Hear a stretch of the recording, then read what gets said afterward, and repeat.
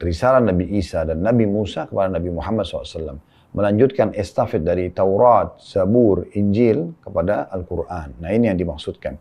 Jadi para rasul menghapus. Jadi Nabi Isa dengan datangnya karena dia seorang rasul menghapus risalah Nabi Musa. Tapi wajib tetap diimani keberadaan Musa alaihi salatu wassalam. Begitu juga pada saat Nabi Muhammad SAW datang karena beliau seorang rasul maka menghapus syariat sebelumnya dan tetap diimani tentang keberadaan Nabi dan Rasul sebelumnya. Nah ini salah satu cara yang Allah Subhanahu Wa Taala memperkenalkan dirinya melalui para Nabi dan Rasul.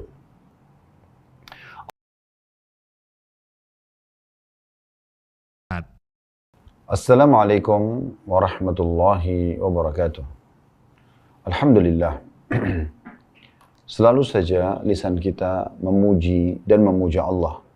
Sebagai seorang yang beriman, kita sangat yakin bahwasanya dua susunan kata ini, Alhamdulillah, adalah dua susunan kata syukur. Berterima kasih kepada Allah Subhanahu Wa Taala dan nikmat terbesar yang harusnya kita syukuri adalah nikmat Islam dan iman. Yang dengannya tentunya kita jadi mengenal siapa pencipta alam semesta ini. Dan juga kita jadi mengetahui kenapa kita ada di muka bumi ini. Apa tujuannya, apa tugas kita, mana yang boleh kita kerjakan, dan kita nikmati dari makanan, minuman, pakaian, pendapatan, pergaulan, dan mana yang tidak boleh. Yang biasa dikenal dalam agama Allah dengan halal dan haram. Nah ini nikmat yang sangat besar. Karena dengan mengenal Sang Pencipta Allah, kita nggak perlu seperti sebagian golongan manusia yang tidak mengenal Tuhannya, maka mereka mencari Tuhan-Tuhan lain. Ada yang menyembah patung, ada yang menyembah pohon. Ada juga di antara mereka mungkin yang menyembah dewa-dewa, bintang-bintang. Bahkan ada di antara mereka yang menyembah jin atau kalangan syaitan. Dan sekian banyak tentunya jenis-jenis yang mereka sering sembah dari kalangan makhluk sendiri. Mirip dengan dia. Hanya beda saja wujud dan fungsinya. Dan juga dengan beriman kepada Allah Subhanahu Wa Taala, kita jadi tahu makanan mana yang boleh kita nikmati, minuman yang mana, ya, pakaian yang mana, dan jenisnya seperti apa, dan mana yang tidak boleh. Semua itu adalah panduan hidup yang luar biasa yang harusnya kita syukuri dan kita jaga. Bahkan Allah Subhanahu Wa Taala mengekalkan dalam Al-Quran, agar kita menjaga semua ini sampai kita wafat. Wala tamutunna illa wa antum muslimun. Dan janganlah kalian meninggal dunia kecuali dalam keadaan Islam. Selanjutnya, teman-teman sekalian, kita melanjutkan salawat dan taslim kepada Nabi besar Muhammad sallallahu alaihi wa ala alihi wa sahbihi wasallam. Manusia yang paling pantas untuk dijadikan sebagai suri tauladan. Karena manusia terbaik ini telah berhasil dan sukses untuk mencapai semua prestasi yang diharapkan oleh manusia agar diraih. Berhasil menjadi suami terbaik atau pasangan hidup terbaik. Kemudian juga memandu para istrinya untuk menjadi istri-istri yang terbaik. Sehingga mendapat gelar Ummul Mu'minin atau Ummahatil Mu'minin. Ibunya orang-orang beriman. Sehingga setiap muslimah bisa menjadikan istri beliau sebagai suri tauladan juga.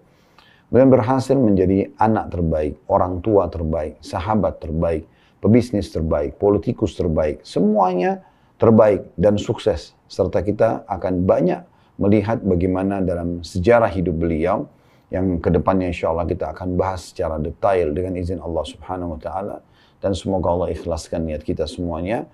Dan di situ kita bisa mengambil pelajaran yang sangat banyak dari kehidupan beliau dan bagaimana sempurnanya kehidupan beliau Sallallahu Alaihi Wasallam. Dan tentunya buah tidak akan jauh dari pohonnya, sebagaimana kita tahu kalau kita jadikan beliau sebagai suri tauladan, kita pun akan sukses bersama beliau. Kita akan mengkaji sirah nabawiyah, dan tentunya kajian ini sudah ada di YouTube, kami sudah angkat. Namun kajian ini kami siaran ulang, atau kami akan coba memulangi lagi materi ini, mungkin dengan beberapa tambahan informasi dari yang sebelumnya, ataupun misal untuk mereview kembali, mengingatkan kembali kaum muslimin tentang sejarah hidup manusia terbaik, yaitu baginda Nabi Sallallahu Alaihi Wasallam. Siapa di antara kita teman-teman sekalian tidak bangga untuk mencontohi orang yang dipilih oleh Allah Subhanahu Wa Taala secara khusus untuk membawa dan mengemban risalah langit, memperkenalkan pada manusia tentang siapa Tuhan, dan juga mengajarkan kepada mereka apa saja yang bisa membawa kepada kebahagiaan mereka. Bukan cuma di dunia, tapi juga di akhirat. Dan tentunya juga manusia yang sangat sempurna dari sisi fisiknya dan dari sisi akhlaknya. Kadang-kadang banyak di antara manusia menjadikan seseorang atau sosok figur sebagai idolanya hanya karena punya kelebihan fisik misalnya. Hanya karena tampan misalnya, hanya karena kekar misalnya, hanya karena cantik kalau wanita misalnya. Ada juga orang mungkin karena karakter, bawaan seseorang, ya karakter dia sangat baik, mulia. Ada juga mungkin orang karena hartanya, ada juga orang karena jabatannya. Namun semua itu ada pada figur yang kita pelajari ini, atau manusia terbaik, Nabi Muhammad SAW. Saudara Kuliman, dalam pembukaan kita, kita mungkin tidak akan masuk langsung ke sejarah hidup beliau, karena memang sudah menjadi satu cara dan tradisi kami dalam menjelaskan sirah Nabawi ini. Kita akan coba mulai dulu dalam bahasan kita yang pertama, pendahuluan. Pendahuluan ini isinya lebih mengetahui kenapa kita harus belajar sirah Nabawiyah, dan juga apa saja secara garis besar tentang sejarah kehidupan Nabi SAW. Serta juga kita tidak akan langsung masuk dalam kehidupan beliau, tapi kita akan masuk jauh sebelum kehidupan beliau, bermula daripada kehidupan kakek beliau, yaitu Nabi Ibrahim dan Nabi Ismail alaihimussalatu wassalam. Dan kita kalau belajar tentang sejarah para nabi, teman-teman sekalian, berarti kita sedang mempelajari sejarah yang real dan benar tentang kehidupan manusia. Ya. Dan sekarang alhamdulillah hari-hari di mana kami mulai membedah dan juga mengadakan serial nabi, dimulai dari Nabi Adam alaihissalam. Kita sudah menyelesaikan pada waktu yang lalu di Masjid Nurul Iman di Blok M, alhamdulillah, dengan 2 episode. Jadi satu episode itu kurang lebih mendekati hampir 3 jam, ya. Dan kita sudah menyelesaikan, dan insya Allah kedepannya kita terus berurut membahas Nabi Idris dan seterusnya sampai kepada Nabi Isa alaihissalam.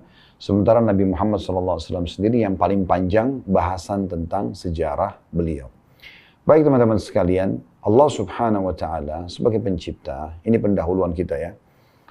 Allah Subhanahu wa Ta'ala memang tidak menampakkan zatnya yang mulia. Dan itu tentu dengan hikmahnya. Kenapa dia tidak memperlihatkan dirinya pada kita? Di antaranya kata ulama, karena memang mata kita manusia dibatasi, tidak mampu untuk melihat Allah Subhanahu wa Ta'ala. Jadi sebagaimana mata kita mungkin belum mampu untuk melihat matahari secara langsung, ya, karena mata kita punya keterbatasan, bahkan mungkin kalau kita menatap matahari secara langsung bisa membuat mata kita buta misalnya. Maka itu salah satu sebab, ada hikmah yang Allah Subhanahu wa Ta'ala tahu manusia ini punya batasan. Dari sisi lain, Allah Subhanahu wa Ta'ala memang menjadikan untuk melihat zatnya yang mulia adalah nikmat terbesar di surga. Sebagaimana disebutkan dalam banyak sekali riwayat, di antaranya kata Nabi SAW, bila ahli surga telah masuk ke dalam surga, dan Allah Azza wa Jal, Allah yang maha mulia dan maha tinggi, bertanya kepada ahli surga, dan semoga insya Allah kita termasuk orang-orang yang diajak bicara seperti ini. Allah Subhanahu wa Ta'ala berfirman kepada ahli surga, apakah kalian telah puas dengan apa yang aku berikan? Maka mereka semua serentak mengatakan, tentu saja. Nikmat apalagi yang kami harus pungkiri setelah engkau masukkan kami ke dalam surga dan engkau selamatkan kami dari api neraka. Karena nanti kita kalau ingin masuk ke dalam surga atau akan masuk ke dalam surga, akan melewati neraka. Sebagaimana Allah sebutkan dalam Al-Quran, ma minkum illa wariduha. Tidak ada seorang pun dari kalian kecuali pasti melewati neraka tersebut. Ahli neraka akan jatuh ke dalam neraka dan dibakar, sementara ahli surga hanya melewatinya. Mungkin tidak asing Anda sering dengar istilah sirat, jalan, ya, yang dibentangkan oleh Allah Subhanahu wa Ta'ala, yang lebih tipis dari rambut, lebih tajam dari pedang, gelap, licin, menggelincirkan, itu dibentangkan di atas neraka. Kalau orang lolos di sana, baru kemudian dia akan sampai ke surga tentunya. Ya, ini semua orang akan melewatinya, ya. Dan teman-teman sekalian, Allah Subhanahu wa Ta'ala akan berfirman kepada mereka, ya, pada saat itu dengan 2 riwayat, ya. Riwayat yang pertama Allah berfirman, riwayat kedua Allah memperlihatkan zatnya. Yaitu riwayat pertama Allah Azza wa Jalla mengatakan, hari ini aku akan ridho kepada kalian dan aku tidak akan murka kepada kalian selamanya. Artinya mulai semenjak itu Allah Azza wa Jalla akan meridho kepada ahli surga, tidak akan ada lagi hukuman yang datang kepada mereka, dan tentu ahli surga juga tidak akan melakukan pelanggaran-pelanggaran lagi. Yang kedua, ini riwayat yang ingin kita titik beratkan, yaitu Allah Azza wa Jalla mengangkat hijabnya, pembatas antara dia dengan hamba-hambanya. Situlah pertama kali ahli surga melihat zat Allah yang maha mulia, dan pada saat itu pun ya mereka semua serentak mengatakan, ya Allah, tidak ada nikmat yang mengalahkan melihat zat-Mu yang mulia. Maka Allah Azza wa Jalla pun memperlihatkan zat-Nya yang mulia dalam sehari ya, atau setiap harinya kepada ahli surga. Nah, ini di antara faktor Allah Azza wa Jalla tidak memperlihatkan zat-Nya yang mulia. Namun kita bisa merasakan keberadaannya. Tentu saja bagi teman-teman yang mungkin pernah mengikuti kajian bedah buku kami Minhajul Muslim tulis oleh Syekh Abu Bakar Jazair rahimahullah, di YouTube sudah ada mendekati hampir 170 atau 180 cuplikan ya, bedah buku kurang lebih 1000 lembar buku tersebut. Nah, di awal-awal babnya masalah akidah itu ada 4 pasal membahas tentang keberadaan Allah Subhanahu wa taala dan bagaimana kita merasakan dan menyadari keberadaan Allah dengan adanya bukti-bukti di sekitar kita. Di antaranya teman-teman sekalian adanya alam semesta ini, adanya pergantian siang dan malam, adanya hujan yang turun dari langit, gitu kan, dan ada kadarnya. Ada waktu dia turun, ada titik di mana dia turun, dan juga tentunya ada waktu di mana dia turun. Dan ini semua menandakan ada yang mengaturnya. Tidak mungkin sesuatu, tidak mungkin air di kamar mandi Anda tiba-tiba menyala sendiri, kerannya, maksudnya jalan, tanpa ada yang menyalakan. Kita tidak bicara kalau keran tersebut rusak. Tentu Anda akan heran kalau misalnya air tiba-tiba di kamar mandi Anda jalan tanpa sebab. Nah, begitu juga dengan air hujan yang turun dari langit. Tidak mungkin kalau tidak ada yang mengaturnya. Begitu juga dengan lampu di rumah Anda atau di kamar Anda. Sekarang Anda di rumah masing-masing, misalnya kalau mengikuti acara kita karena kita online, maka tentu saja Anda akan heran kalau melihat tiba-tiba lampu di rumah menyala, tidak ada yang nyalakan. Ya, atau misalnya tiba-tiba di satu ruangan yang tidak ada lampu penerangan, tiba-tiba ada lampu yang menyala. Padahal tadinya tidak ada instalasi listrik di situ, misal contoh. Pasti bagi Anda itu tidak mungkin. Bagaimana dengan terbitnya matahari, terang dan gelap ini tanpa Anda meyakini ada penciptanya? Kan gitu. Itu di antara bukti-bukti dan secara rasional diangkat oleh Syekh Abu Bakar Jazair rahimahullah, gitu kan.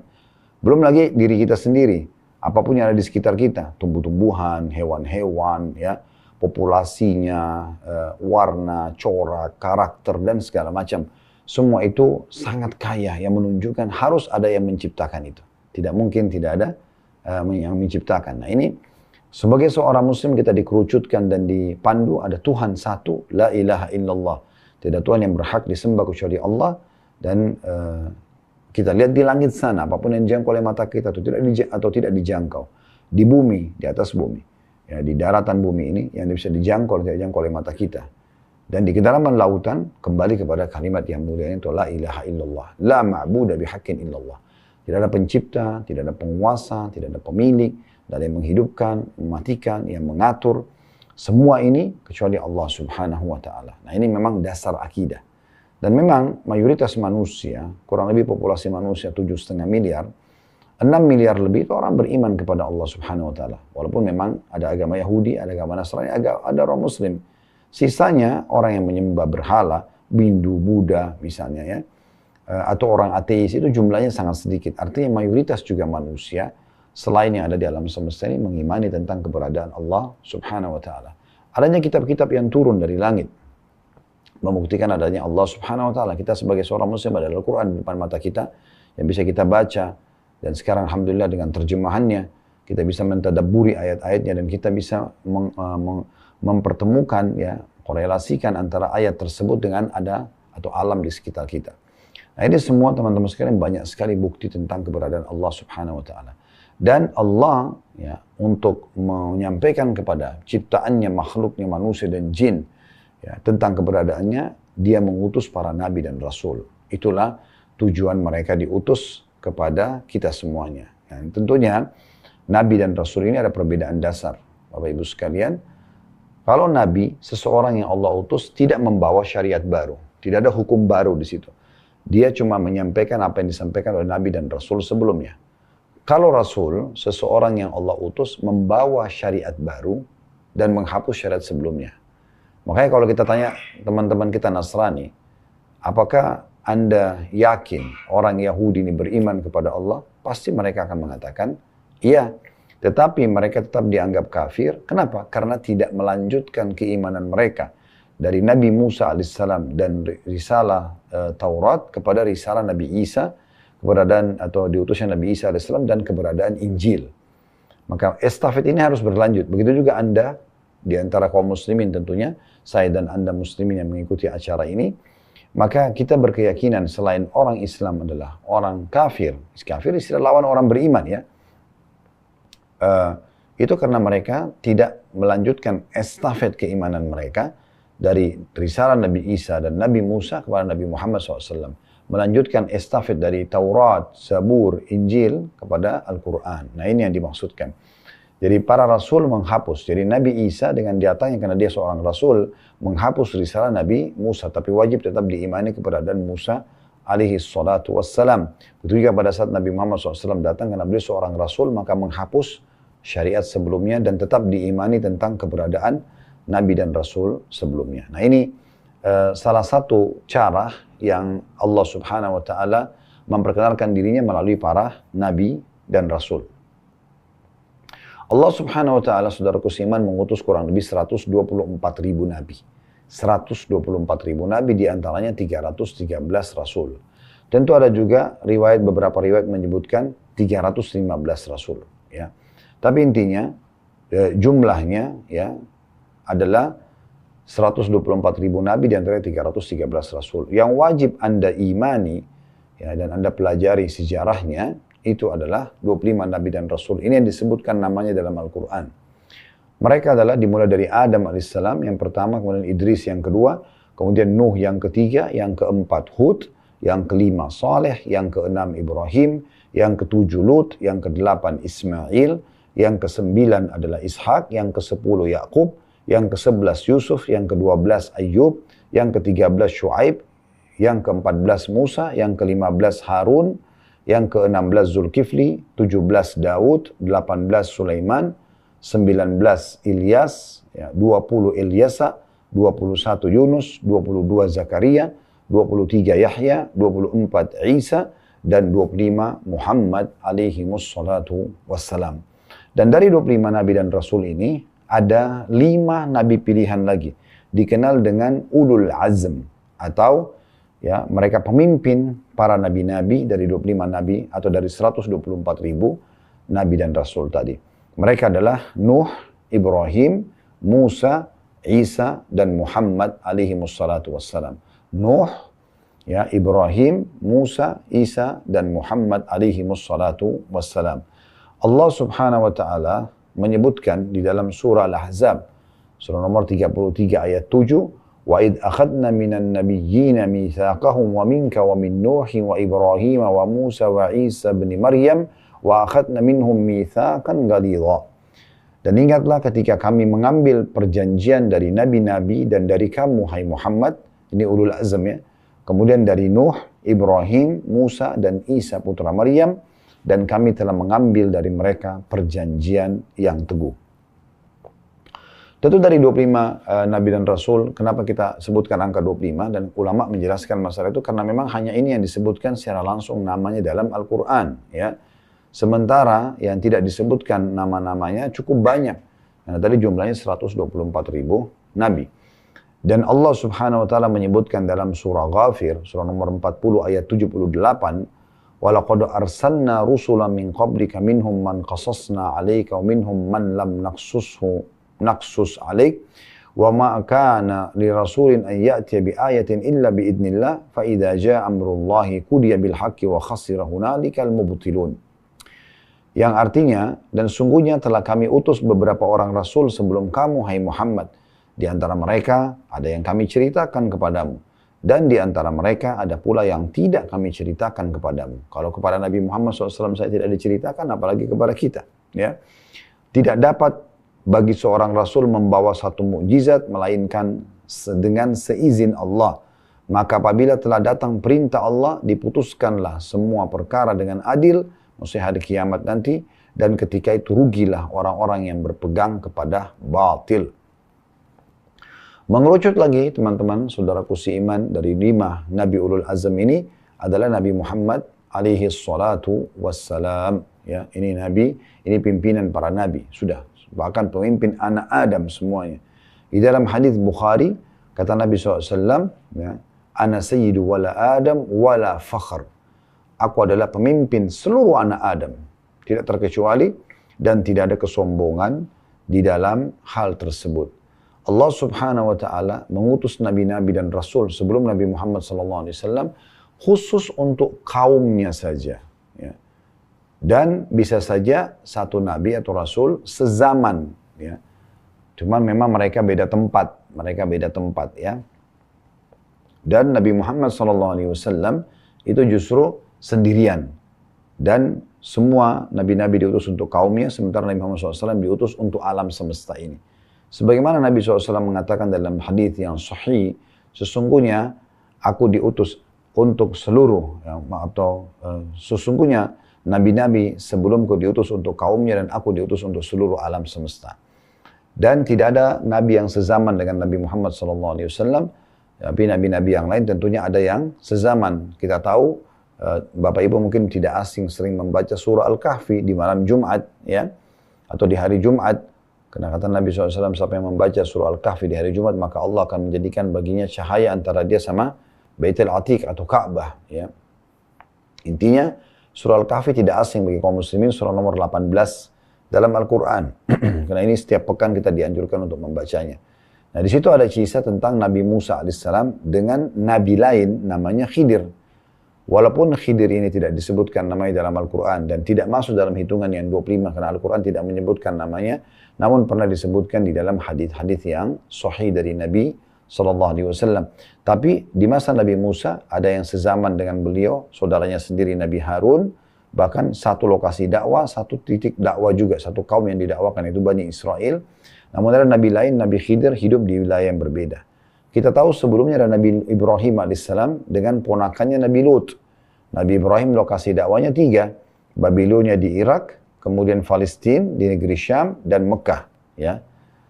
Sementara Nabi Lut cuma satu titik saja, yaitu Jordania sekarang, yang ada Laut Mati. Makanya kalau Anda cek di Google tentang lokasi, ya, kaum Lut, maka diarahkan kepada Laut Mati yang ada di wilayah Jordania atau perbatasan Jordan sama Palestina. Padahal sebenarnya Nabi Ibrahim lokasi dakwanya Palestina, seberangnya itu hanya dipisahkan dengan Laut Mati atau ada juga sebagian dipisahkan dengan lembah saja padang pasir.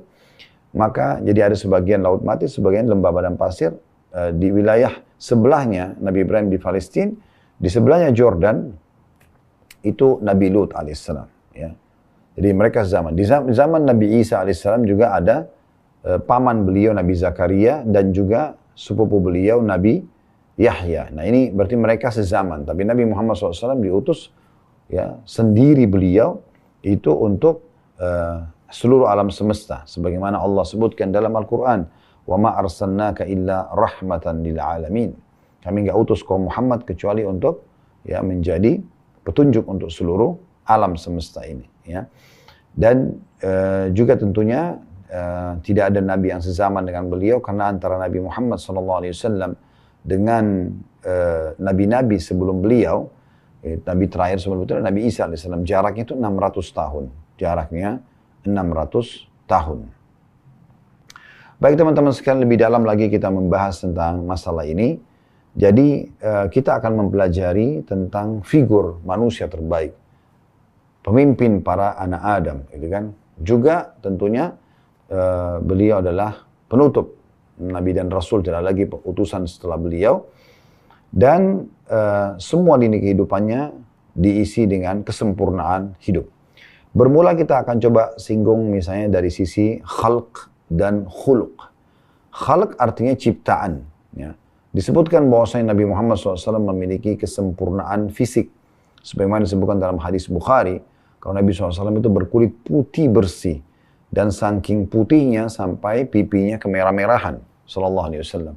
Rambutnya hitam berombak, tidak keriting, tidak juga lurus sekali. Kelopak mata dan bola matanya besar. Ya.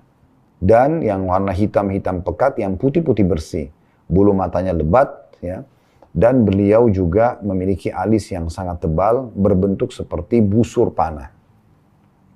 Beliau memiliki pundak yang lebar, dada yang bidang, ya, dalam beberapa riwayat disebutkan perut beliau tersusun seperti batu yang keras, ya.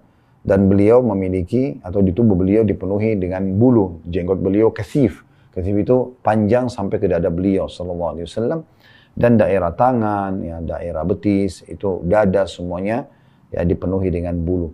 Dan sebagian ada yang mengatakan kalau Nabi Yusuf alaihissalam diberikan oleh Allah subhanahu wa ta'ala setengah ketampanan dunia, maka Nabi SAW lebih tampan lagi dari itu, karena beliau lebih sempurna tentunya dari Nabi Yusuf alaihi salatu wassalam. Sementara dari sisi akhlak, kita tahu dalam surah Al-Qalam, surah nomor 68 ayat 4, Allah subhanahu wa ta'ala memuji tentang karakter dan akhlaknya Nabi Muhammad sallallahu alaihi wasallam. Sebagaimana Allah mengatakan di surah Al-Qalam, surah nomor 68 ayat 4, wa innaka la'ala khuluqin azim. Sungguhnya kau Muhammad memiliki akhlak yang sangat mulia. Dan Aisyah radhiyallahu anha waktu ditanya dalam riwayat Muslim, bagaimana akhlak Nabi SAW? Kaifa kana khuluqun Nabi sallallahu alaihi wasallam? Maka kata Aisyah, kana khuluquhul Qur'an. Karena sulitnya Aisyah menggambarkan bagaimana mulianya akhlaknya Nabi SAW, beliau cuma mengatakan akhlaknya Nabi SAW adalah seperti Al-Quran. Bagaimana sempurnanya Al-Quran, begitulah akhlak Nabi SAW. Beliau orang yang sangat penyayang, orang yang sangat penyabar. Dalam hidup beliau hanya marah Bapak Ibu sekalian kalau betul-betul hukum Allah dilanggar. Selain daripada itu, maka beliau tidak marah. Gitu ya. Makanya pada saat beliau meninggal dunia ditemukan hanya antara 13 sampai 17 saja uban beliau. Sisanya semua masih hitam, ya, karena biasanya ya, orang yang ubanan ini mungkin terlalu banyak permasalahan yang dihadapi dan stres dia. Tidak dengan sabar dia melaluinya, ya, atau dia emosional, maka ini akan berpengaruh, ya, akan terjadi penuaan dini. Nabi SAW orang yang luar biasa, sampai digambarkan oleh sahabat bernama Anas ibn Malik. Anas ibn Malik ini teman-teman sekalian dalam riwayat Bukhari, ya, beliau adalah anaknya Ummu Sulaim. Ummu Sulaim ini seorang wanita yang sangat salihah. Julukannya ibunya ini namanya julukannya Rumaisa atau Gumaisa. Dan ada hadis yang menjelaskan beliau termasuk wanita yang dijamin masuk surga oleh Nabi SAW. Awal Nabi SAW hijrah di Madinah, maka Ummu Sulaim membawa anaknya, Anas ini, dari suami dia yang pertama, namanya Malik, tapi Malik meninggal dalam keadaan kafir. Dia mengatakan, ya Rasulullah, ini Anas, jadikan pembantu anda di rumah, supaya dia bisa belajar agama dari tangan anda langsung. Maka akhirnya menjadilah Anas 10 tahun pembantu Nabi SAW. Dan Anas ini berkata, saya menjadi pembantu 10 tahun di rumah Nabi SAW, dari umur 9 sampai 19 tahun. Belum pernah sekalipun saya temukan Nabi SAW menghardik atau berkata kasar kepada istrinya dan juga pembantunya. 10 tahun. Dan Anas bin Malik juga mengatakan dalam riwayat lain bahwasanya saya pernah satu kali diutus oleh Nabi SAW untuk membeli hajat beliau di pasar. Dan karena saya masih anak-anak, begitu saya keluar dari rumah beliau, kemudian saya temukan di pelataran di sekitar rumah Nabi SAW itu ada anak-anak yang sebaya dengan aku lagi bermain. Kemudian aku pun lupa hajat Nabi SAW. Tiba-tiba aku dengarkan ada suara dari belakangku mengatakan, ya Unais. Ya Unais ini wahai Anas, ya, dipanggil, ya. Tetapi orang Arab itu kalau mau memanggil sayang, biasanya ada satu retorika dalam bahasa Arab dikenal dengan ismu tasghir. Nama itu dikecilkan kalau mau dipakai untuk panggil sayang, ya. Mungkin Anda pernah dengar julukan Aisyah radhiyallahu anha, Nabi SAW memujinya. Dia karena wanita putih dan pipinya kemerah-merahan juga, ya, mirip dengan Nabi SAW. Maka bahasa Arabnya kalau perempuan mau digunakan untuk mu'annath atau perempuan itu hamra. Tapi karena Nabi SAW ingin panggil dengan panggilan sayang, Nabi SAW memanggil dengan Humaira, ya. Jadi maksudnya wanita yang dipuji oleh Nabi SAW karena memiliki kulit yang kemerah-merahan, ya, seperti itu, ya. Nah, seperti itu. Jadi Nabi SAW memanggil Anas, ya, beliau tidak marah. Padahal ini pembantunya tidak membeli hajatnya, malah pergi main gitu, ya. Tapi Nabi SAW sambil senyum mengatakan, wahai Unais, panggilan seakan-akan artinya gini, wahai Anasku sayang gitu ya. Kenapa kau tidak selesaikan dulu hajatku, baru kemudian kau bermain. Jadi ini akhlak yang luar biasa. Ya, akhlak yang luar biasa. Kemudian juga teman-teman sekalian, dalam mempelajari nanti sirah Nabawi ini, ya, tujuan utamanya adalah bagaimana supaya kita menjadikan beliau sebagai suri tauladan. Dan Allah Subhanahu wa ta'ala mengutus kepada kita dari kalangan manusia agar mudah kita untuk menciplak hidup beliau. Dan Allah berfirman dalam surah Al-Ahzab, surah nomor 33 ayat 21, yang bunyinya, laqad kana lakum fi rasulillahi uswatun hasanatun liman kana yarjullaha wal yawmal akhir wa dzakarallaha katsira. Sesungguhnya telah ada pada diri Rasulullah SAW suri tauladan yang baik bagimu. Contohi, ciplak hidupnya, cara makannya, cara minumnya, cara tidurnya, segala macam, berumah tangga, berbisnis, berpolitik, apa saja ya. Semuanya ya, kita mengikuti beliau sebagai suri tauladan bagi orang yang mau mengharapkan rahmat Allah dan juga akan mendapatkan balasan yang baik di akhirat tentu dengan surga. Dan juga dia ingin berzikir kepada Allah dengan zikir yang banyak.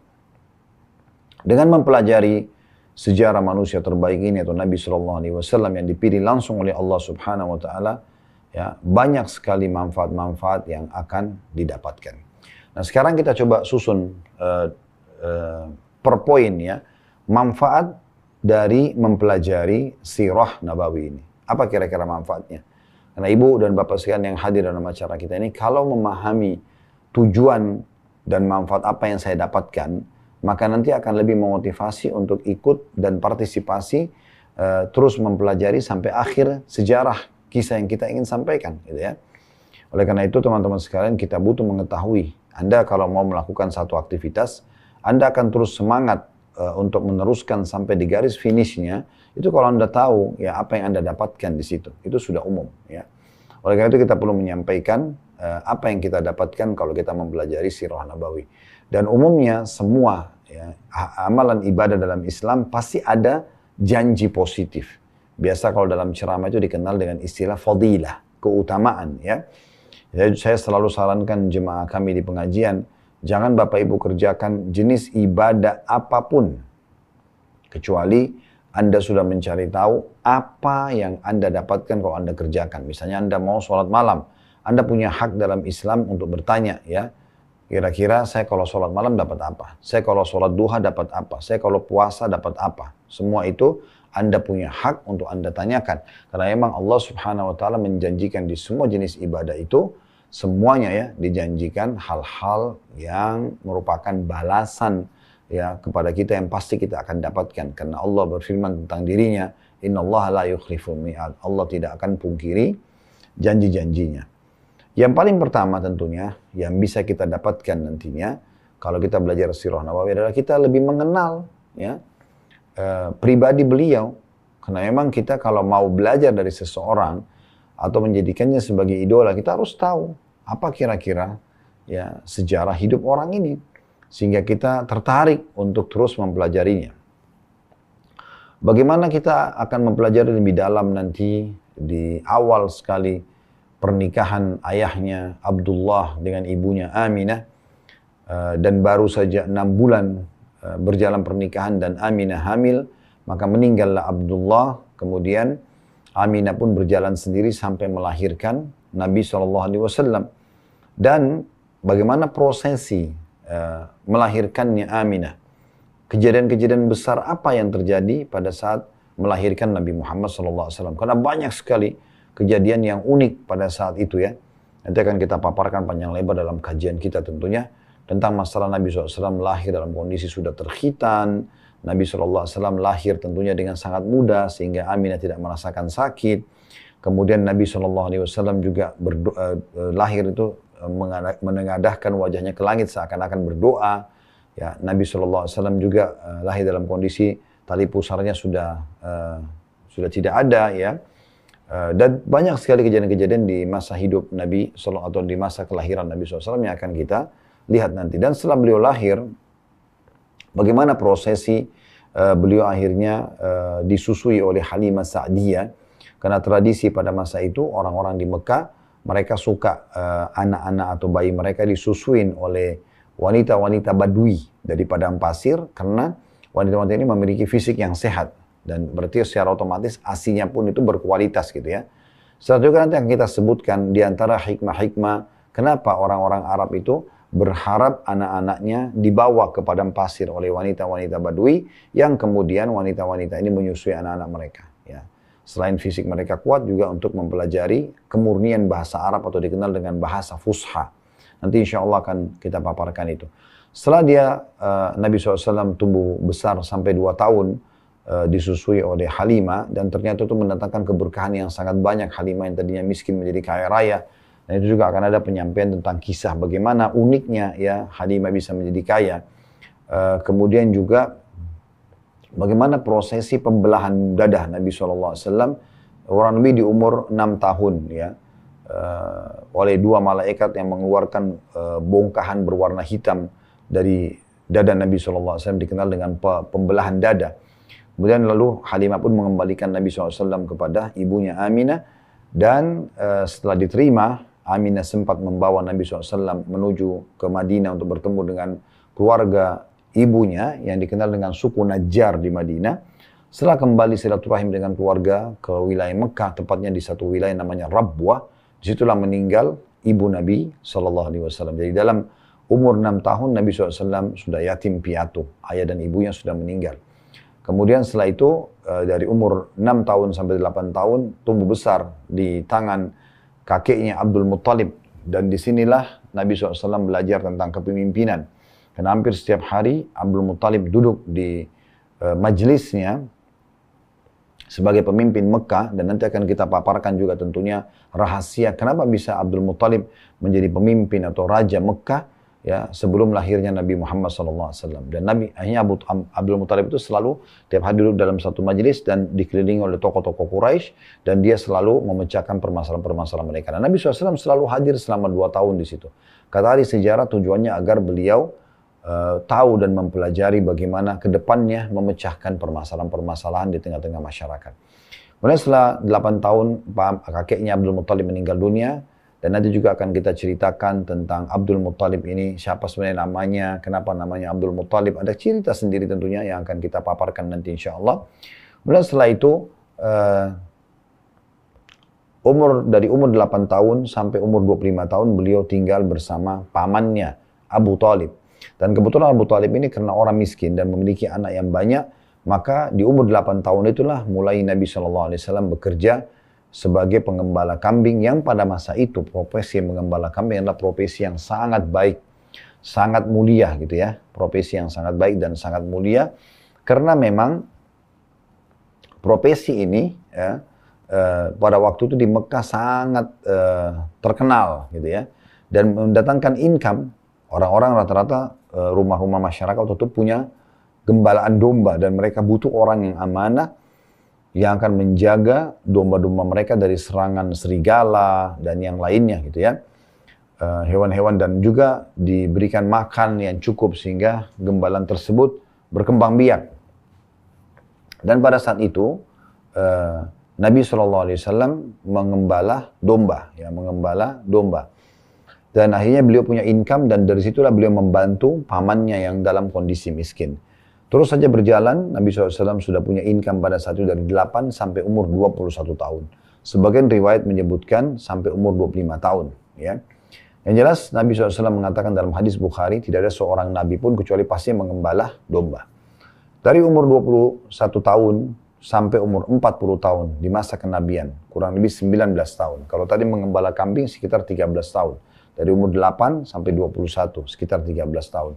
Kalau kita ambil riwayat yang lain, dari umur 8 sampai 25 tahun, itu berarti tentunya lebih dari 13 tahun ya. Berarti beliau sekitar, berarti 14 tahun kalau 22, 15 tahun kalau 23, kemudian 16 tahun, berarti sekitar 17 tahunan beliau menjadi pengembala domba. Tapi kalau kita pegangi, dan ini yang sering saya pegangi riwayatnya, itu dari umur sampai umur 21 tahun. Nah 21 sampai umur 40 tahun, ini berarti 19 tahun. Ini yang jarang ditangkap oleh atau dipelajari dari kaum muslimin bagaimana beliau justru terjun ke bisnis ya, selama 19 tahun. Nabi SAW kemudian jadi pengusaha, dan pengusahanya unik gitu ya. Nanti akan kita paparkan panjang lebar bagaimana beliau mulai usahanya, sampai akhirnya di umur 25 tahun beliau menikah dengan Khadijah. Dan bagaimana awal kisah pernikahannya dengan wanita mulia Khadijah yang merupakan wanita terkaya di Mekah pada masa itu.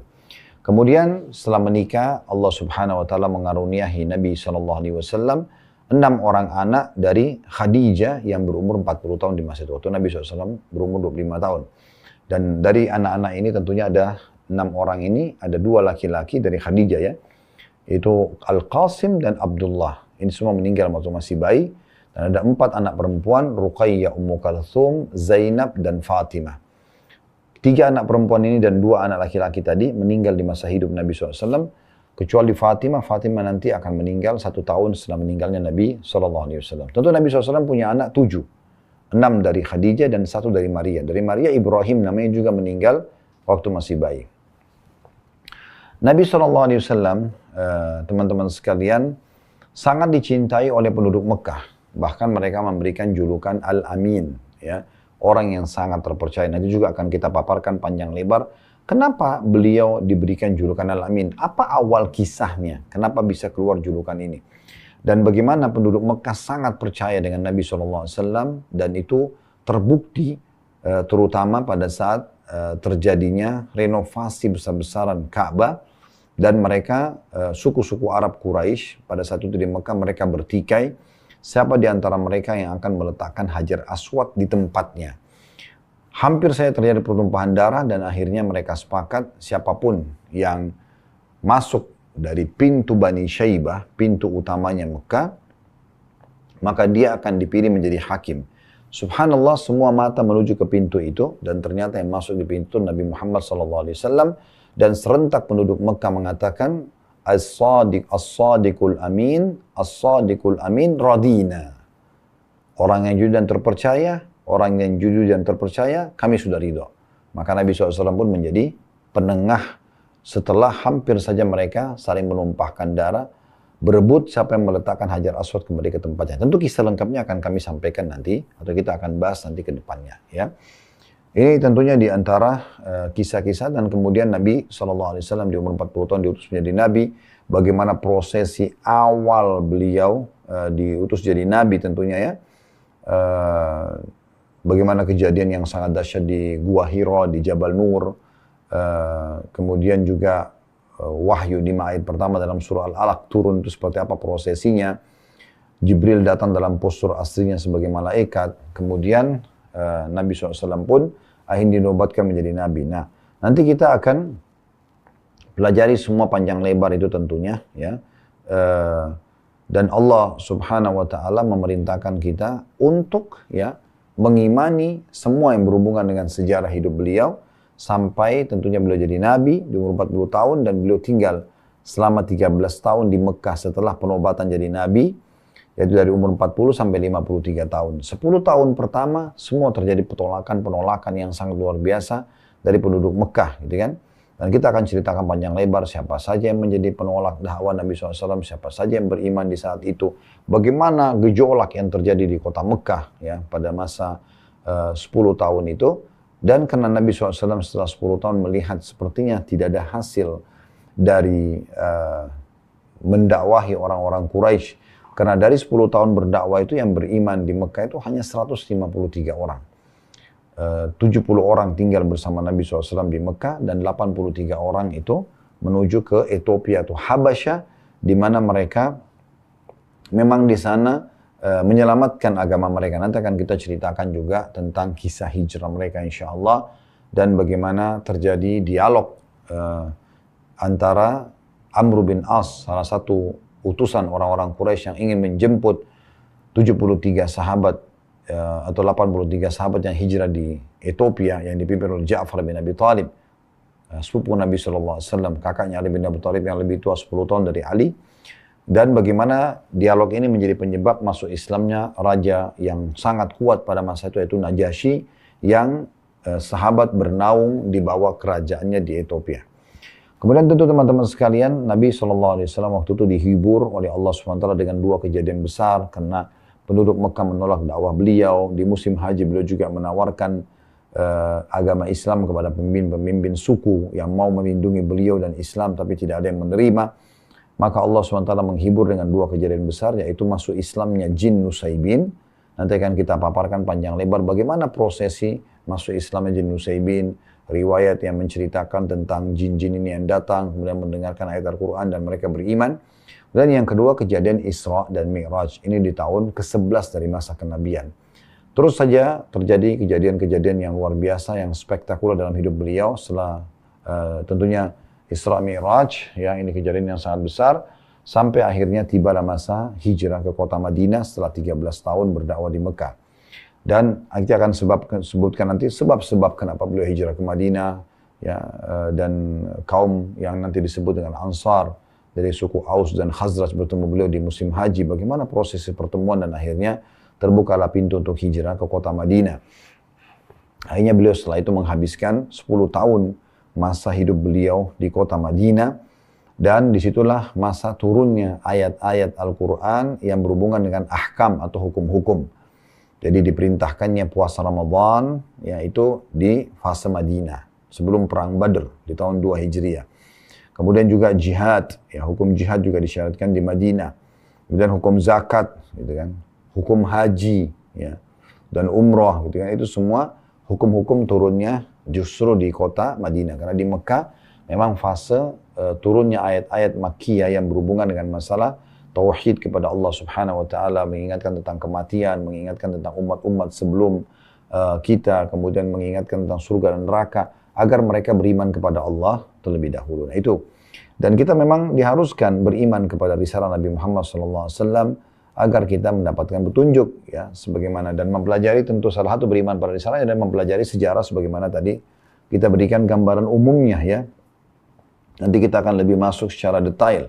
Dan Allah kekalkan dalam Al-Quran nama Nabi Muhammad SAW dikenal dengan surah Muhammad, surah nomor 47 dalam Al-Quran ayat 2. Di mana Allah Subhanahu wa taala berfirman, ya, "Walladzina amanu wa 'amilus solihati wa amanu bima unzila ala Muhammadin wa huwal haqqu min rabbihim kaffara anhum sayi'atihim wa aslaha balahum."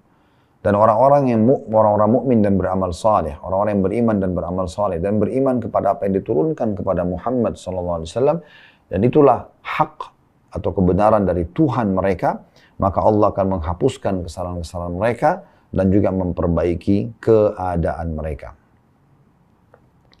Dan teman-teman sekalian, tentunya itu faedah pertama, ya, dan disebutkan juga bagaimana Nabi Muhammad SAW memang diutus untuk segenap alam semesta dalam banyak dalil, diantaranya surah An-Nisa surah nomor 4 ayat 79, ya. Wa arsalnaka linnasi kaffah, dan kami utus kalian kepada manusia secara keseluruhan, ya.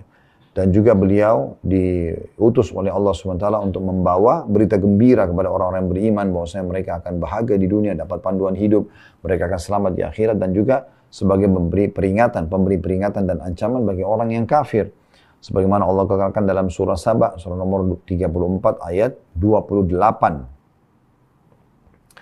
Dan tentu di sini Allah Subhanahu wa taala berfirman yang artinya, dan kami tidak mengutus kamu melainkan kepada umat manusia seluruhnya. Wa ma arsalnaka illa kafatan linnas basyiran wa nadhira, penyampai berita gembira dan juga bagi orang beriman dan peringatan bagi orang-orang yang kafir. Walakinna aktsaran nasi la ya'lamun, tapi sayangnya sebagian manusia atau sebagian besar manusia tidak mau tahu tentang masalah itu.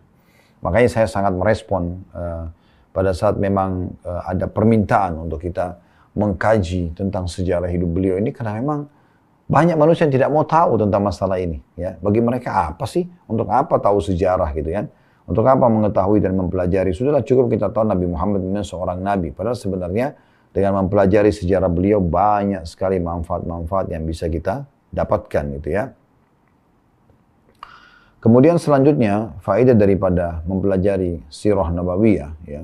Yang kedua, ini akan mengenalkan kita lebih dekat lagi, ya, kepada Allah Subhanahu wa taala. Jadi selain mengenal Nabi SAW dengan panjang lebar tadi, kita juga tidak mungkin mengenal Allah Subhanahu wa taala kecuali, ya, melalui Nabi Muhammad SAW. Kalau Anda mau mengenal siapa Allah, siapa pencipta alam semesta, siapa yang menggantikan siang dan malam, siapa yang menurunkan hujan dari langit, tidak ada yang bisa mendapatkan atau memberikan pada informasi lengkap kecuali Allah Subhanahu wa taala, kecuali Nabi Muhammad SAW. Dan Allah menyampaikan melalui beliau. Jadi kita bisa mengenal Allah melalui Nabi Muhammad SAW. Di antara juga faedah daripada mempelajari sirah Nabawi ini, kita jadi mengetahui manusia-manusia pilihan yang ada di sekitar Nabi Muhammad SAW. Itulah para sahabat beliau. Ya, kita bisa menjadikan suri tauladan. Ada Abu Bakar, ada Umar, ada Uthman, ada Ali. Semua itu nanti kita bisa pelajari melalui sirah Nabawi. Kita jadi tahu, oh ternyata masuk Islamnya Abu Bakar itu begini, masuk Islamnya Umar itu begini. Ya, cerita Uthman, Ali, Talha, Zubair, ya Abu Darda, Abu Ubaidah, Abdurrahman bin Auf dan seterusnya. Banyak sekali nama-nama mereka yang biasa kita dengar, kita bisa tahu dari sirah Nabawiyah tentang masalah bagaimana masuk Islamnya mereka, bagaimana kiprah mereka, bagaimana mereka istiqamah dan komitmen sampai meninggal di atas keimanan, gitu kan? Dan juga kita pelajari nanti dalam sirah Nabawi, ternyata ada juga orang yang masuk Islam di masa Nabi SAW, mereka munafik, pura-pura masuk Islam. Dalam mempelajari sirah, kita jadi tahu siapa orang-orang munafik. Ini bisa kita jadikan sebagai faedah yang keempat, ya. Kita akan tahu siapa orang-orang munafik dan siapa orang-orang kafir dalam gambaran, ya, Islam. Karena Nabi SAW mengajarkan kepada kita siapa yang dicap sebagai orang kafir, siapa yang dicap sebagai orang munafik, ya. Allah turunkan surah Al-Kafirun, Allah turunkan surah Al-Munafikun. Ada penjelasan masalah itu. Juga di antara tentunya yang kita bisa dapatkan faedah dari mempelajari sejarah Nabi SAW, ya, yaitu kita mengetahui sebab nuzul, sebab turunnya ayat-ayat Al-Quran. Bapak Ibu sekalian, kalau kita belajar Al-Quran dan kita tahu sebab turunnya ayat Al-Quran, maka secara otomatis kita akan lebih faham apa yang sedang Allah inginkan dalam ayat tersebut. Dan semua sebab nuzul Al-Quran itu diambil dari sirah Nabawi, semuanya. Karena sirah Nabawi nanti Bapak Ibu akan lihat, oh ternyata turunnya surah Ad-Duha lengkap. Itu justru setelah 6 bulan wahyu terputus. Ya. Waktu Nabi SAW turun dari Gua Hira, menerima 5 ayat pertama dalam surah Al-Alaq. Nah setelah itu Nabi SAW ketakutan sekali, karena Jibril datang dalam postur aslinya sebagai malaikat. Di mana Nabi SAW menggambarkan bahwasanya saya, ya, menyaksikan Jibril datang dimanapun dimanapun saya arahkan pandangan mata saya di langit, timur, barat, utara, selatan, semuanya dipenuhi oleh badan Jibril. Dalam satu riwayat yang lain, Allah karuniai Jibril 600 ekor sayap, yang kalau satu sayapnya dikebaskan bumi ini, maka akan hancur bumi ini. Dan di situ Nabi SAW sangat ketakutan, makanya beliau pun lari pulang ke rumahnya, dan kemudian istrinya Khadijah menyambutnya. Kemudian Nabi SAW mengatakan, Zammiluni, Zammiluni, selimuti aku, dan ini nanti akan menjadi penyebab turunnya surah Al-Muzammil, sabab nuzulnya, ya, karena Nabi SAW waktu itu ketakutan. Kemudian setelah itu, Allah SWT putuskan wahyu 6 bulan. Ini semua untuk menghilangkan rasa takut Nabi SAW, dan juga tentunya agar Nabi SAW merindukan, ingin, ya, untuk menerima atau siap menerima wahyu. Terbukti selama 6 bulan itu Nabi SAW selalu keluar ke padang pasir, kemudian menengadahkan wajahnya ke langit, berharap ada wahyu lagi turun. Makanya setelah itu Allah turunkan surah Ad-Duha, Bismillahirrahmanirrahim, Wad-Duha, demi waktu pagi, Wal-Laili idza saja, pada waktu malam juga, ya. Ma wadda'aka rabbuka wa ma qala, Tuhanmu tidak meninggalkanmu, hai Muhammad, yang menyanyiakanmu, walal akhiratu khairun laka minal ula, dan akhirat lebih baik bagimu daripada dunia, wala sawfa yu'tika rabbuka fatarda, Tuhanmu akan memberikanmu karunia dan engkau akan puas dengan itu.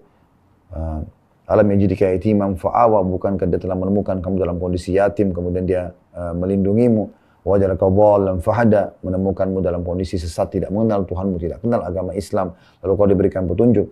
Wa wajadaka ailan fa'agna, mendapatkanmu dalam kondisi miskin, susah, pada saat ibu ayahmu meninggal, kemudian dia mengayahkanmu, ya. Sampai akhir surah Ad-Duha. Nah itu turun semua di kejadian setelah 6 bulan terputus wahyu misalnya. Dan mulailah berurut surah-surah Al-Quran itu atau ayat-ayat turun. Nah nanti juga kita akan di sini dapat rahasia yang luar biasa, ya. Bagaimana bisa surah Al-Alaq Terutama 5 ayat pertamanya, Iqra' bismi rabbikal ladzi khalaq, khalaqal insana min 'alaq, Iqra' wa rabbukal akram, alladzi 'allama bil qalam, 'allamal insana ma lam ya'lam. Ini yang turun di Jabal Nur atau tepatnya di Gua Hira pada masa itu. Kenapa ini turun di awal-awal dan ada di juz 30? Kenapa justru Al-Fatihah yang turun jauh setelah itu berada di surah nomor 1? Kenapa justru Al-Baqarah turun di surah nomor 2? Dan juga dalam surah Al-Baqarah sendiri, ayat-ayatnya itu sangat variatif. Ya. Dari 280 sekian ayat, tidak semua turun sekaligus. Ya. Ada yang turun pada waktu ini, ada yang turun di beberapa waktu setelahnya. Tapi bagaimana bisa ini menjadi satu surah? Bagaimana bisa ada urutan surah Al-Quran 114 surah itu dari 1 Al-Fatihah, surah nomor 1, surah nomor 2, Al-Baqarah nomor 3, Al-Imran nomor 4, An-Nisa nomor 5, Al-Ma'idah nomor 6, Al-An'am. Begitu seterusnya. Ya. Al-Anfal, At-Taubah, Yunus, sampai surah An-Nas. Ini semua akan dijawab dalam sirah Nabawi, gitu kan? Karena memang turun ayat-ayat tersebut, ya, dan Nabi SAW turun sesuai dengan kasus yang ada, dan Nabi SAW yang mengatakan, letakkanlah di surah ini di ayat sekian, letakkan di surah ini ayat sekian, dan terjadilah penyusunan tersebut, dan akhirnya tersusunlah Al-Quran seperti yang kita dapati sekarang tentunya, ya. Jadi ini kita dengan mempelajari sirah Nabawi, kita jadi tahu teman-teman sekalian sebab nuzul ayat, sebab turunnya ayat Al-Quran, ya. Dan ini luar biasa ini, ya. Banyak sekali surah-surah Al-Quran kita jadi tahu sebab apa yang Allah inginkan di situ justru dengan mempelajari sirah Nabawi, ya. Surah Al-Ahzab tentang Ahzab, kelompok pasukan yang datang untuk menyerang Madinah yang dikenal dengan perang Khandaq, surah nomor 33. Di dalamnya juga diceritakan tentang kondisi orang munafik, tentang perang Tabuk. Ini nanti akan kita juga dapati dalam pelajaran sirah Nabawi. Juga termasuk Bapak Ibu sekalian, Anda akan tahu sababul wurud hadis. Kalau tadi sebab turunnya Al-Quran, kalau sekarang kita bahas tentang sababul wurud. Kalau Al-Quran ada namanya sababun nuzul, sebab turunnya ayat-ayat Al-Quran, maka dalam hadis ada namanya sababul wurud. Sebab hadis disebutkannya. Tentu tidak semua ayat Al-Quran ada sebab turunnya. Ada ayat Al-Quran turun tanpa sebab. Hadis juga begitu. Ada hadis yang Nabi sebutkan karena ada kasus terjadi. Ada juga hadis yang Nabi sebutkan memang kena wahyu turun dan Nabi sampaikan kepada umat. Tapi yang kalau ada sebabnya dikenal dengan sababul wurud. Sebab hadis disebutkan. Contoh misalnya, Nabi SAW pernah masuk ke dalam sebuah pasar. Kemudian beliau melihat ada satu penjual. Dan penjual ini menjual gandum. Dia memiliki gandum tumpukan yang kelihatannya bagus, tetapi waktu Nabi SAW masuk dan melihat di bagian dalam susunan gandum itu ternyata basah. Jadi dia mencampur antara yang buruk sama yang basah sama yang kering, ya. Maka Nabi SAW tanya, apa ini? Ya, dia mengatakan, sesungguhnya ini kebasah kena hujan ya Rasulullah. Maka Nabi SAW mengatakan, hendaknya engkau memperlihatkan yang basah ini dan dipisahkan dari yang kering agar manusia melihatnya dan mereka bisa memilih terserah mau beli yang mana, gitu ya. Lalu Nabi SAW mengatakan dalam hadis yang masyhur, man ghasyana falaysa minna, siapa yang menipu kami bukan dari golongan kami, bukan dari golongan kami, gitu ya. Ini satu hal yang luar biasa yang bisa kita ambil dari pelajaran sirah Nabawi, gitu ya. Dan cukup banyak tentu yang bisa kita ambil. Nah, di antaranya juga yang kita bisa tahu, kita jadi tahu melalui sirah Nabawi tentang kemuliaan agama yang Bapak Ibu anutin, agama Islam. Inilah awal sejarah agama Islam yang Anda anut. Nanti akan Anda pelajari tentang sejarah pertama sholat, sejarah pertama zakat, sejarah perintah bakti kepada orang tua, sejarah menjenguk orang sakit, sejarah berjihad, berperang, gitu kan. Kemudian sejarah bab tentang jual beli, transaksi jual beli, semua kita bisa katakan semua hukum-hukum Islam ini Anda dapatkan dari sirah Nabawi. Tapi uniknya dari sirah Nabawi ini Bapak Ibu sekalian Anda dapat secara berurut. Oh ternyata ini dulu yang turun, oh surah ini dulu, oh ayat ini dulu. Nah seperti itulah Anda akan lebih mengenal tentang agama yang Anda anut ini. Dari awal sejarahnya sampai akhirnya teman-teman sekalian, kita akan masuk ke satu ranah di mana kita akan mengatakan ternyata ini loh kesempurnaan agama Islam itu. Jadi Anda lebih yakin lagi tentang kebenaran Islam sebagaimana Allah berfirman, inna dina indallahi Islam. Agama sisi Allah adalah agama Islam, gitu kan. Dan Allah mengatakan dalam ayat yang lain, "Wa may yabtaghi ghairal islami dinan falan yuqbala min wa huwa fil akhirati minal khasirin." Siapa yang coba-coba pilih selain agama Islam sebagai agamanya, maka tidak akan diterima darinya dan dia termasuk di akhirat orang-orang yang rugi. Kenapa Anda harus percaya diri menganggap agama yang Anda anut ini benar dan Anda akhirnya mau mendakwakannya kepada orang lain? Sekarang banyak umat Islam tidak mau mendakwakan agama Islam karena mereka pikir benar nggak sih agama saya ini? Nah, Sirah Nabawi akan memberikan jawaban kepada Anda kalau agama yang Anda anutin adalah agama yang benar. Inilah awal sejarah agama itu sendiri dan sampai nanti akhir ayat dan hukum yang turun, akhirnya Allah turunkan surah Al-Maidah, surah nomor 5 ayat 3, potongan ayatnya, Al-yawma akmaltu lakum dinakum. Hari ini aku sempurnakan agama kalian. Ya. Wa atmamtu alaikum ni'mati. Dan aku sempurnakan agama, nikmatku pada kalian, kata Allah. Melalui Islam ini sudah cukup semua. Kalian tidak butuh agama lain. Wa raditu lakumul Islam. Dan aku ridha Islam sebagai agama kalian. Maka dengan itu, tanda-tanda wafatnya Nabi Muhammad SAW dan beliau akhirnya meninggal setelah agama ini disempurnakan atau tersempurnakan dengan beliau menyampaikan semua amanah agama yang ada di pundak beliau kepada umat manusia. Dan tentu setelah itu estafetnya berjalan dilanjutkan oleh para sahabatnya. Dan Alhamdulillah di playlist YouTube kami sudah ada serial sahabat lebih dari 40, mendekati 50 serial sahabat ya. Bagi Bapak Ibu yang belum tahu, kami ada kajian setiap sebulan sekali juga, itu Sabtu kedua di Blok M Square, di setiap pekan kedua, Sabtu kedua ya. Jam habis duhur sampai asar. Kita selang-selingkan ya. Sebulan ini misalnya kita bahas sejarah Nabi, bulan depan kita akan bahas sejarah sahabat. Karena bulan lalu kita sempat bahas pekan kedua tentang sejarah Nabi Adam alaihissalam. Kita mulai dengan Nabi yang pertama, nanti akan menyusul Nabi Idris dan seterusnya berurut sampai Nabi Isa alaihissalam. Sementara Nabi Muhammad SAW sudah ada tentu sejarah yang kita sudah bahas. Dan kemudian bulan depannya kita akan bahas lagi di pekan kedua serial sahabat. Dan insya Allah nanti pekan kedua di bulan Februari ini kita akan bahas sahabat Suraqah bin Malik radhiyallahu anhu. Nah seperti itu kurang lebih. Nah ini gambaran teman-teman sekalian tentang muqaddimah Sirah Nabawiyah. Dan insya Allah ke depannya kita akan mulai masuk lebih dalam ke masalah sejarah air Zam-Zam dan juga kota Mekah. Bagaimana awal mulanya terbentuk komunitas penduduk Mekah, dari mana sejarahnya, kemudian dari mana adanya air yang akhirnya membuat air tersebut ya, menjadi sumber kehidupan masyarakat di masa itu, dan sampai sekarang kita masih menikmati air Zam-Zam ini dan akhirnya dijadikan sebagai ibadah pun dalam meminumnya, dan kita bisa berdoa apa yang kita inginkan. Itu semua panjang lebar sejarahnya akan kita sampaikan pada pertemuan akan datang insya Allah. Semoga Allah ikhlaskan niat kita semuanya teman-teman sekalian, dan Allah memberikan manfaat yang besar dari apa yang akan kita pelajari, dan semoga Allah mudahkan dan berikan kita kesempatan dan kekuatan untuk menyelesaikan kajian Sirah Nabawi kita sampai wafatnya Nabi Muhammad SAW nanti, sebagaimana tadi sudah kita berikan rincian secara global tentang manfaat belajar Sirah Nabawi itu. Kalau benar dari Allah, silakan diambil dan diamalkan. Kalau dari saya salah, mohon dimaafkan dan saya beristighfar kepada Allah. Subhanakallahumma bihamdika, asyhadu an la ilaha illa anta astaghfiruka wa atubu ilaik. Wassalamualaikum warahmatullahi wabarakatuh.